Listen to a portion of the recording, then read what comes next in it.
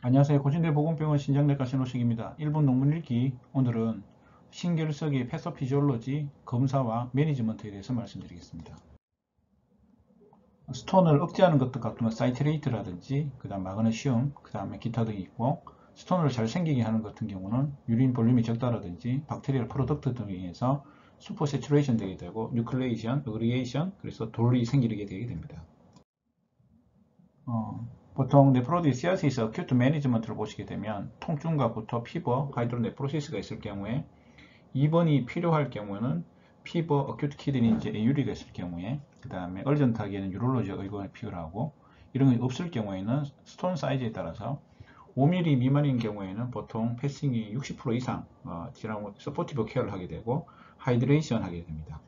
5에서 10mm 같은 경우는 한 50% 정도 패싱 되는 걸로 되어 있고 하이드레이션하고 필요할 경우에는 알파 블로커라든지 그 다음에 소변을 많이 보게 하는 게 중요하겠습니다.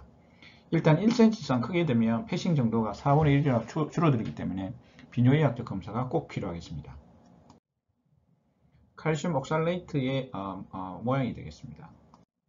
보통 생기는 프리디스포징 팩터로는 소변량이 적다든지 하이포 사이트레추리아, 그 다음에 하이퍼칼시리아, 하이퍼 옥살리유리아 이런 것들이 기저 프리디스포징 팩터로 되어 있고 치료하는 방법들은 역시 하루에 소변을 2.5리터 이상, 소듐을 2.3g 미만으로 줄이고 칼슘 인테이크를 한 1에서 1000에서 1200mg 정도 하는 걸로 되어 있습니다. 애니멀 프로테인을 리스트릭션 하는 것이 도움되겠습니다.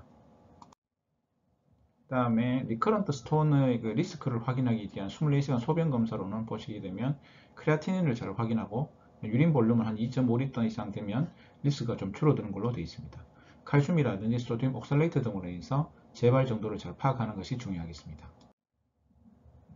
pH라든지 그 다음 유릭애시드, 암모니엄, 설페이트 정도 판단 기준이 되겠습니다.